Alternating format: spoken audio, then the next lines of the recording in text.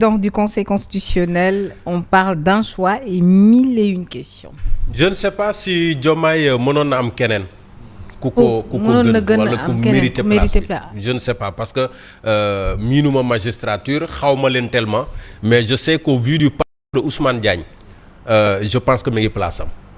waaw mi ngi place am parce que quand même Ousmane Diagne ñun bi ñuy dugg ci presse bi je pense ñu ngi ko doon commencer déjà dégg on a connu également son parcours doyen des juges procureur cour d'appel fu ne il est dans la magistrature depuis plus de 35 ans donc ça veut dire qu'il est très respecté loo xam ne jógewul ci ñun mais ci ay naatangoom yi mu bokkan loolu liggéey et gis nañ ko d'ailleurs bi mu nekkee ministre de la justice ministre de la justice am na dossiers yu bëri yoo xam ne sa célèbre réplique aux députés de l'Assemblée nationale certains yi nga xam ne jàppoon nañu ne yenn dossiers yi ñuy engagé contre d'anciens dignitaires du régime sortant xawoon na yéex mais moom sa position était très claire.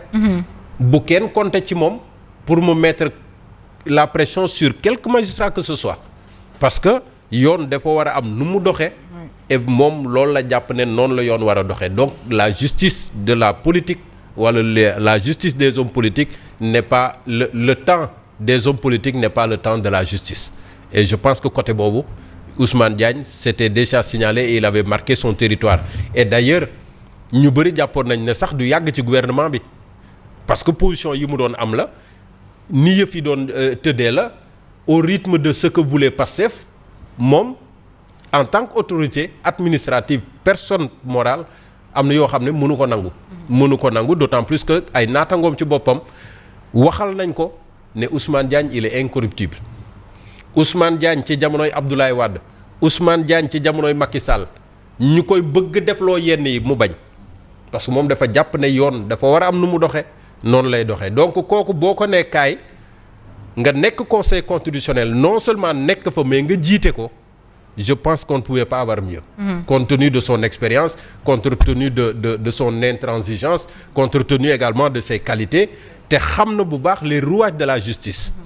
rouage de la justice moo koy mën a may tey jii mu mën a toog fi nga xam ne foofu la toog. C'est vrai que nag tout le reste on va spéculer sur des dossiers politiques des affaires politico yeneen ak yeneen mais la justice restera la justice et surtout que le conseil constitutionnel ñëpp xam nañu rôle am le conseil qui doit garantir le bon équilibre entre les institutions mais surtout le respect des lois de ce pays et je pense que côté boobu Ousmane Diagne voilà il est à sa place c'est vrai que nag mandat bii nii du mandat bu bees parce qu'il doit terminer le mandat de son prédécesseur Mamadou Badio Camara ñu koy ñaanal yàlla xaare ko àjjana mais bu jeexee on espère également qu'il aura un autre mandat n'est-ce pas de 6 ans voilà donc loolu daal lañ koy ñaanal et je pense que conseil constitutionnel compte tenu des enjeux yi nga xam ne moom la ñuy séentu parce que nañ ko wax am na ay enjeux yu ñëw compte tenu de ces enjeux je pense que Ousmane Diagne c'est l'homme qu'il faut. Très bien. waaw merci soxna Yacine comme ni ko Pierre Simon Faye waxee xam nga nit moom parfois parcours du discours. nit ki parcours am mooy wax moom mooy kan la parce que su ma juumul ci li ma dégg l'ancien premier ministre Ousmane Sonko sax moom moo tànn Ousmane Diagne. waaw bu ñu faloo ba pare. waaw kon donc amoon nañ ci moom yaakaar ci réputation bi waaye dafa am fu mu yàqee waxam moom l'ancien premier ministre Ousmane Sonko bi mu taxawee grand théâtre symbolique du lieu lu bëri lu ñu fay def affaire théâtre la ak cinéma moom mel ni ku daan daal am na ay magistrats projet bi ni muy waxee. waaw jamono yi boo xoolee Ousmane Diagne moom mooy ministre de la justice am na benn taskatu xibaar bu mag ba bind jamono yi ne Ousmane mii de ba moytuwul dina am lu ko bett ci yenn magistrats yi ndax ni mu leen xamee parce que kooku xëy na moo ñu gën a xam ñoom Ousmane Diagne moo tax gis nga après àdduna dox na ba dafa mel ni am na lu Ousmane doon sàkku ci moom politiquement Ousmane la ko wax de su ma la joxee ndigal politique da ngaa war a def mu lànk nga gis waa Pastef yi dal ci kawam mu ne leen man kenn du ma teg pression parce que am na lu mu ci teg tam bi mu ne kenn du ma teg pression parce que nee na man tam mënu ma teg pression magistrat yi kon xam nga loolu lu am solo la ñu dem ba si yàgg tekki ndomba tànkam léegi nag gis nga kuréel bii di conseil constitutionnel gars yi dañuy fàttali crise politique moom moo taxoon ñu créé ko Sénégal sur proposition de Philippe Bas la tuddoon tubaab boobu en général suñu conseil juridique président yi dañ daan jógee conseil d'état France moom genre boobu doon mu nekk conseil juridique Abdou Diouf moom moo ko conseillé la grande réforme de ay 1991 bi andi conseil constitutionnel boobu ba tey nag souvent Yacine man dama bokk ci Sénégalais jàpp ne conseil constitutionnel seen lépp matul daal mais dañu defal tam benn procès à tort del seetlu bu baax a baax waaw mais parfois da ngay interpréter loi yi mais ni ngay interpréter loi yi du bokk ak nu mu tuddati li gars yi bëgg politiquement déggoo fii polémique gu Ablaye Wade Pierre Simon Faye bu ñu paree ay opposants taxaw nañu ne Ablaye Wade mën na présenté wu. effectivement man gis naa benn constitutionnaliste bu mag Sénégal boo xam ne en 2002 dafa bind benn tribune scientifique. mu ne référendum bii ngeen voté Ablaye Wade mën na présenté wu 2012.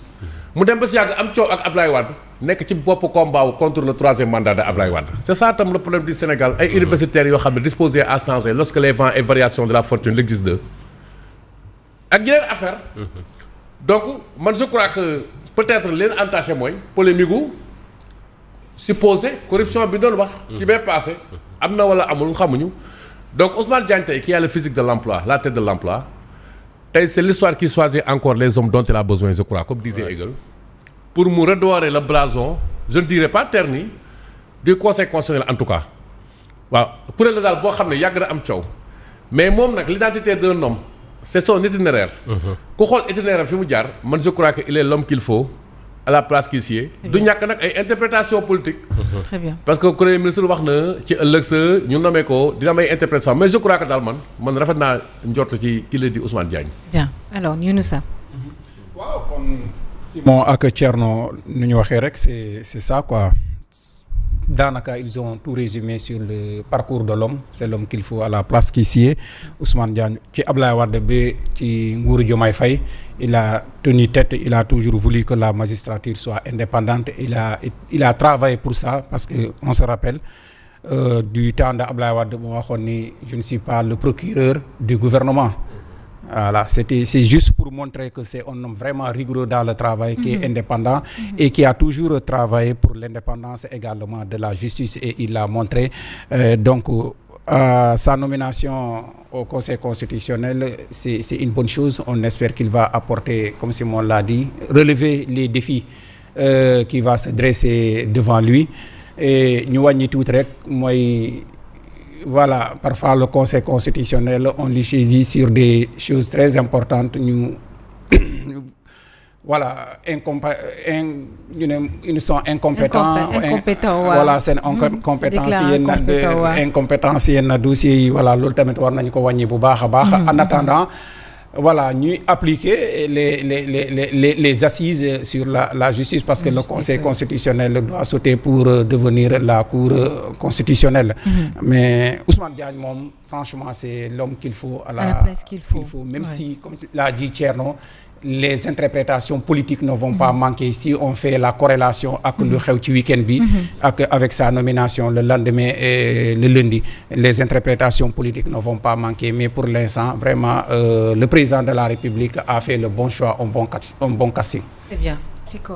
Oui, man jàpp naa ne jaratu may revenir peut-être sur l'homme de toutes les façons am nañ préjugés favorables ci moom mais moi ce qui m'interpelle le plus c'est les défis. Parce que tamit man jàpp naa ne conseil constitutionnel bi depuis un moment moi je me suis dit que oui est-ce que duñ ko tas di leen dajale chaque fois bu ñu demee élection ñu dajaloo wax kuy jàll ku dul jàll ku gagné bu ñu paree mais ñu dem toogiwaat ñu nekkaat ca leneen parce que aussi ñun mënuñu bu ñu jaaxlee conseil constitutionnel nañ jàpp ne moo ñu war a gindi bu ñu fa demee ñu ne ils sont incompétents aussi je crois que le défi majeur c'est à ce niveau-là et moom mooy li gën a am solo et Ousmane Diagne lan la ci indi lu bees parce que tamit véritablement li ñu bëgg moom mooy am conseil constitutionnel boo xamante ne nii dina nekk à la hauteur justement des attentes et dinañu mën di ñu gindi parce que la justice quand même en soi c'est le dernier rempart bu ñu jaaxlee ci moom la ñuy jëm donc moom moo ñu war di mën a gindi tëddee njaaxaanaay bi nga xam ne moom la ñuy xaar ainsi de suite donc man jàpp naa ne ñu ngi koy ñaanal mu nekk mission boo xamante ni véritablement yi ñu am jeexi jaax ci conseil constitutionnel yëpp dina tax mu mën a deñ et que conseil constitutionnel taxawaay boo xamante ni véritablement dina méngoo ak li nga xam ne moom la sénégalais yi di xaar bon maintenant leneen li ci des lu ne nag moom fii loo mënti def ak loo mënti wax loo mënti teg comme ak nit ñi dinañ ko interpréter mais li ci am solo moom mooy que l'homme quand même nit ñi d'accord ci ne il a le profil à l'emploi et que véritablement qu'il puisse être à la hauteur des attentes. Très bien, merci beaucoup. Mame Mbaye Ndiaye. Ça va? International. ba yaa ngi ci jàmm. Oui, ça va. lumière plateau bi. dëgg la waaw. dëgg la ah du dëgg. dëgg la. très bien maa ngi lay nuyu. maa ngi lay fay. yaas dama ko bëgg mu am na lool. fekk daf ma jëndee ku nekk rek. Thielou mag day nelaw. waaw mosu ko gis ngeen Thielou mag tey. waaw dégg la. ah Thielou nag sa loxo bi ci soos de. waaw kay daa xëy naqari deret noonu. tey moom da nga naqari deret torop tey moom fi nga génne baax na xam torop. xam nga man damaa bëri kersa quoi. te da ngaa bëri kersa. waaw damaa bëri kersa. très bien. si moo nee da ngay xuuxal ñàkk. damay ree ba sonn quoi mais ni ma Thierno Mboup ah. Thierno Mboup. benn waay la bu baax bu nekk fii suñu benn xarit. à côté lay liggéey. mais vraiment ñëw ba fii keroog témoigner ñu. waaw vraiment waaw ku baax dëkk Touba Thierno Mboup. Thierno ñu lay nuyu bu baax a baax. di la nuyu yow tamit sëñ Mame Mbaye ak waa Tëngéej yëpp. jërëjëf.